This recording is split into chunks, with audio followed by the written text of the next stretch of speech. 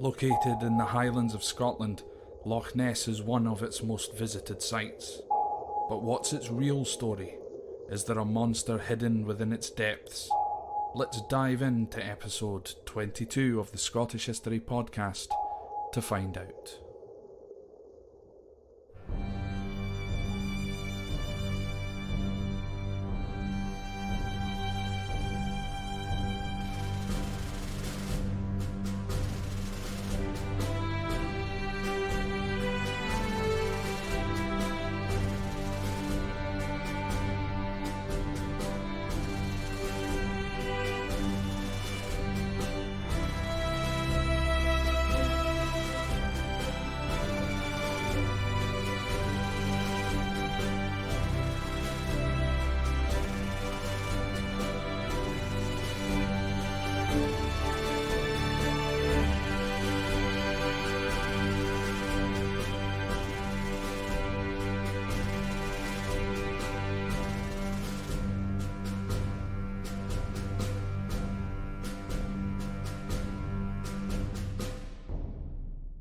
(31,460).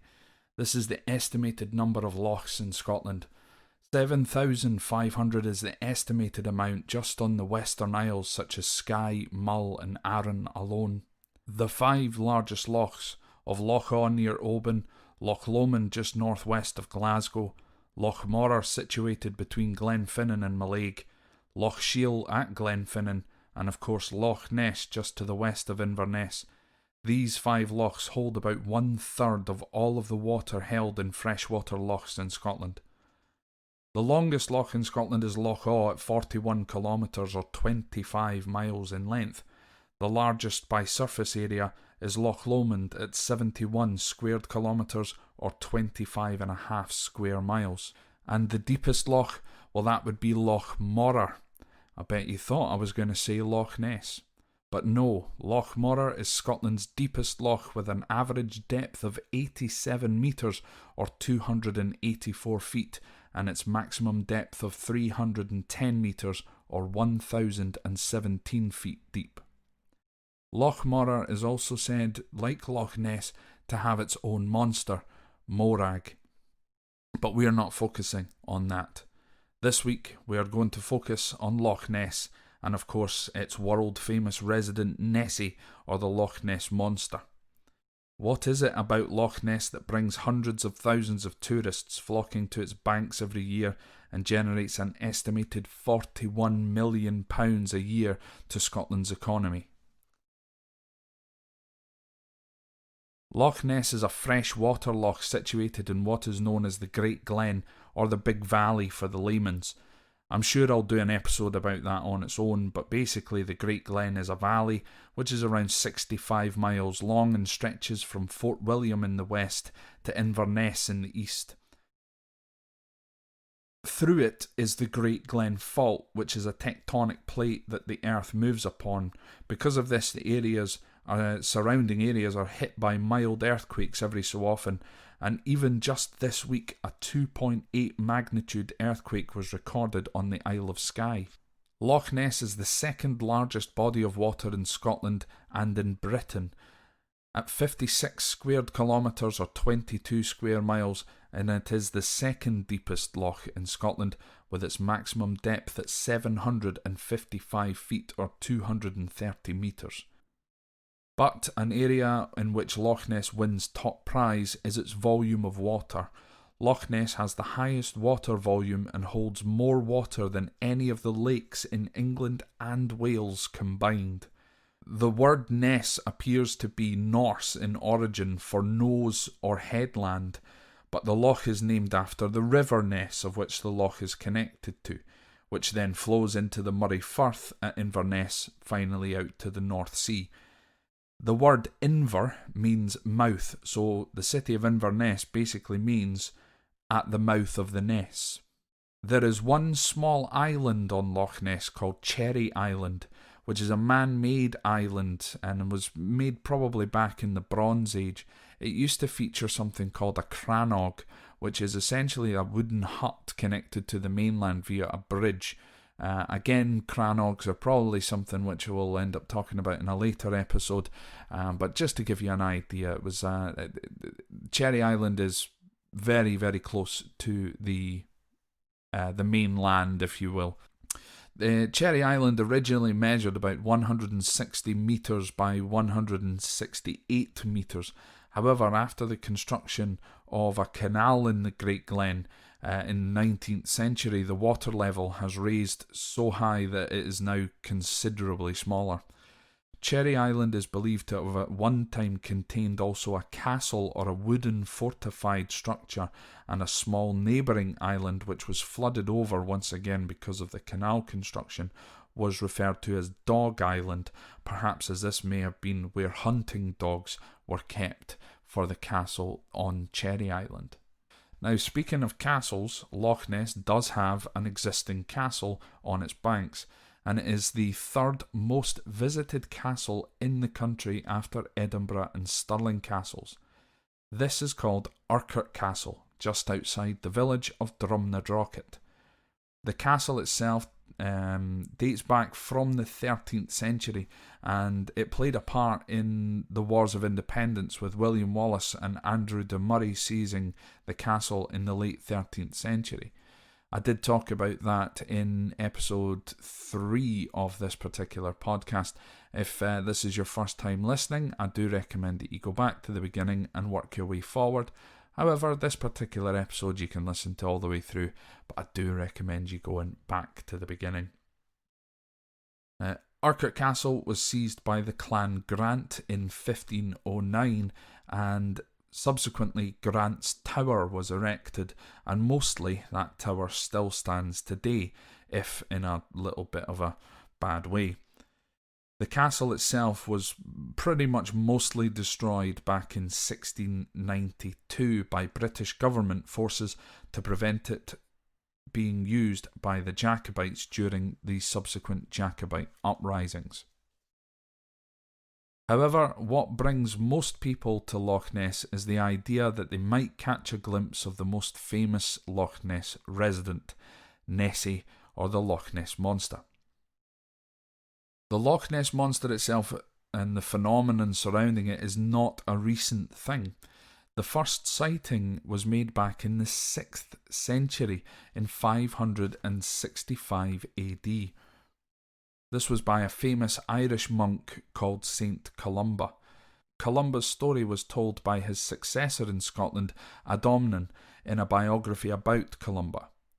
Adomnan tells us that Columba saw a group of men burying a man on the banks of the River Ness. They told him that a great water beast had dragged the man who was swimming in the river to his death. Columba wanted to see this beast for himself, so of course he did what any normal person would do.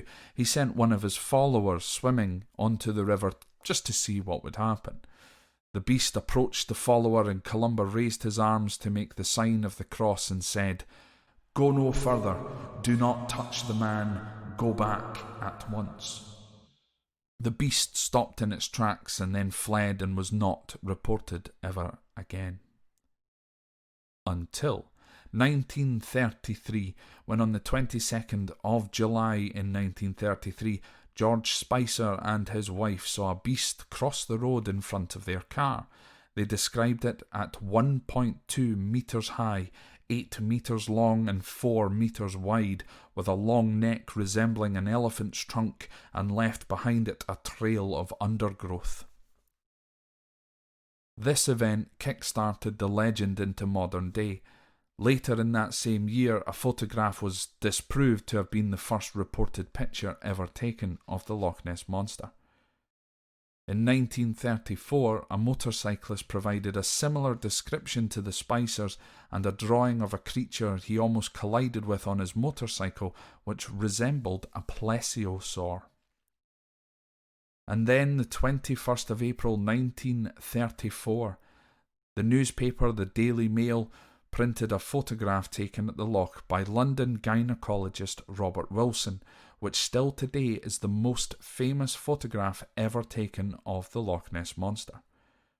Wilson originally wanted to remain anonymous, so the picture was referred to and is still technically referred to as the surgeon's photograph. From then on, there were hundreds of pictures and even videos taken showing what is believed to be the Loch Ness Monster.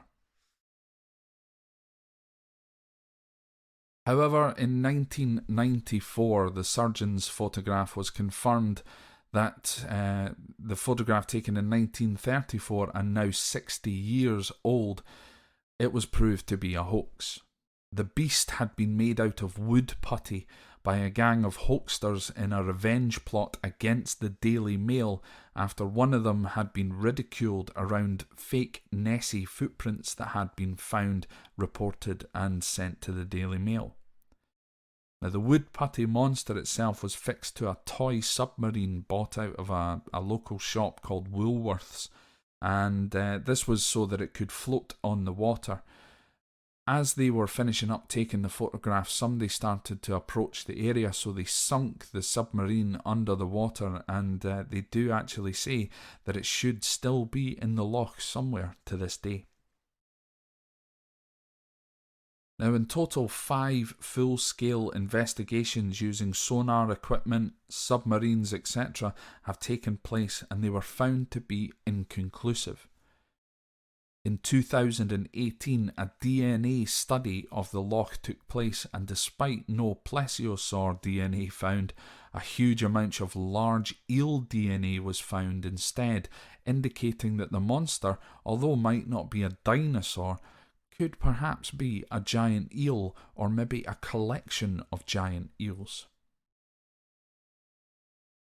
For over 30 years on the banks of Loch Ness, the Loch Ness Centre and Exhibition in the little village of Drumnadrochit, just about 5 minutes drive away from Urquhart Castle, has become a haven for anyone wishing to find out more about Loch Ness and the search for Nessie.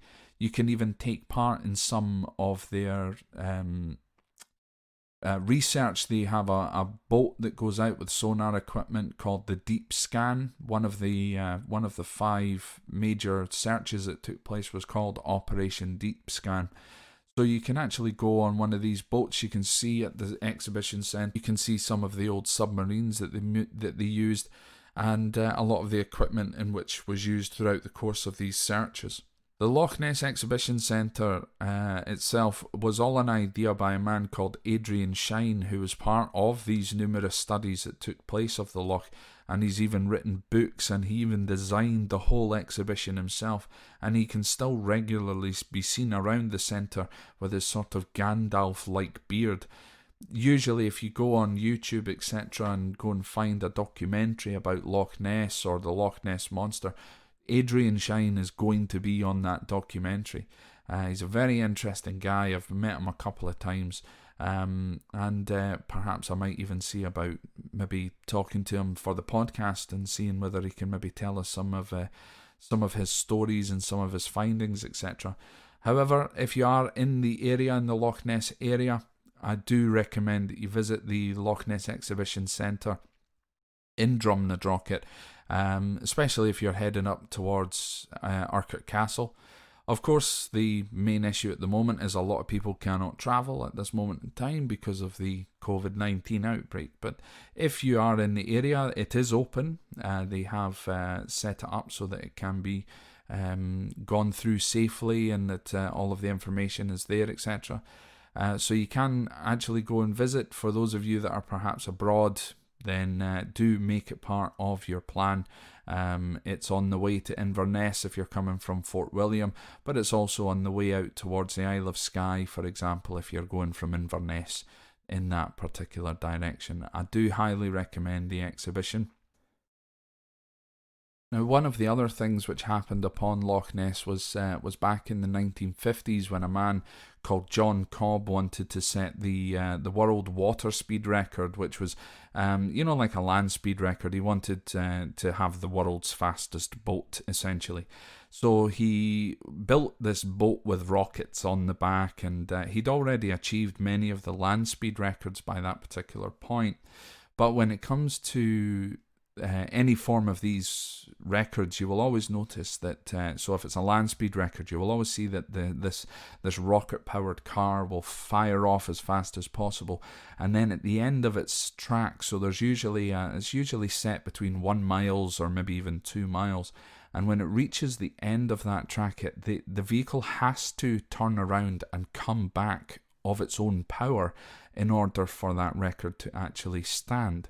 So with John Cobb and his boat, he set off on Loch Ness. He chose Loch Ness specifically to perform his world water speed record. He opened up the throttle, away he went. He managed to reach a top speed of about 230 miles per hour, which at that time would have broken the record.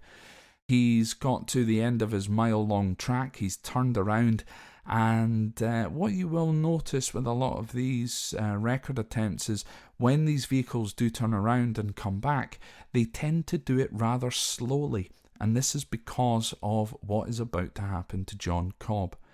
John Cobb turns his boat around, and instead of coming back nice and slowly, he opens the throttle once again, reaching once again speeds of over 200 miles an hour. And unfortunately, his boat hit one of his wakes that had been created from his first run, his first pass through, and the boat essentially disintegrated. And unfortunately, on that day, John Cobb lost his life.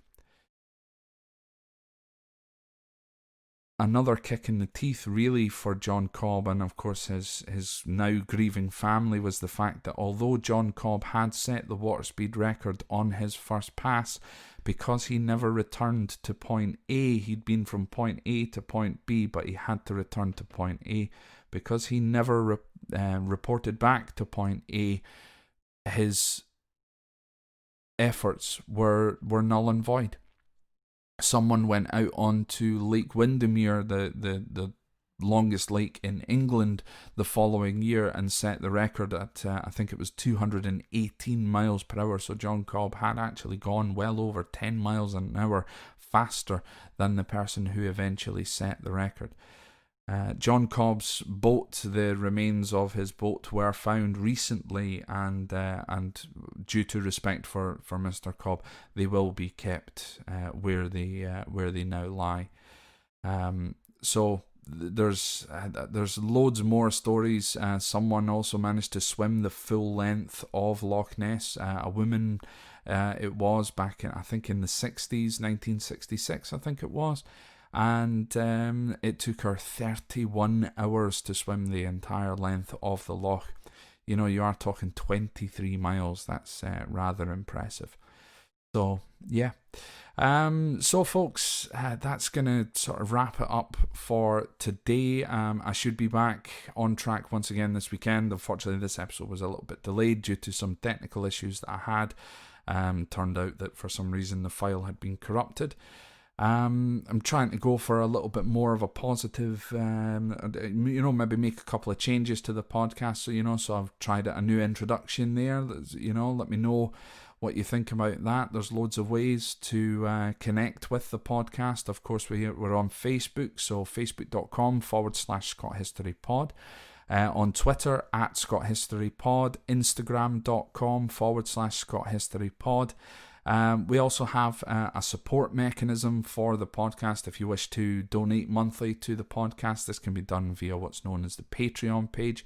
So that's patreon.com/ScottHistoryPod, and you can donate between £1 per month or £3 per month to the podcast, which helps with the running costs and other additional things. You can hear this podcast on places such as Apple Podcasts, on Spotify. It's also uploaded weekly. Every time there's an episode, it automatically uploads onto YouTube as well. So if you like your podcast through YouTube and things like that, go and subscribe on there. Click the little bell icon, and then that will give you an indication, a notification as to when the next episode is live. So folks, once again, thank you very much for all of your support, and if there's any questions in which you have, you can also email me directly at scotthistorypod@gmail.com. But I think that'll be that for episode number 22. So once again, thank you very much, and I'll speak to you next time.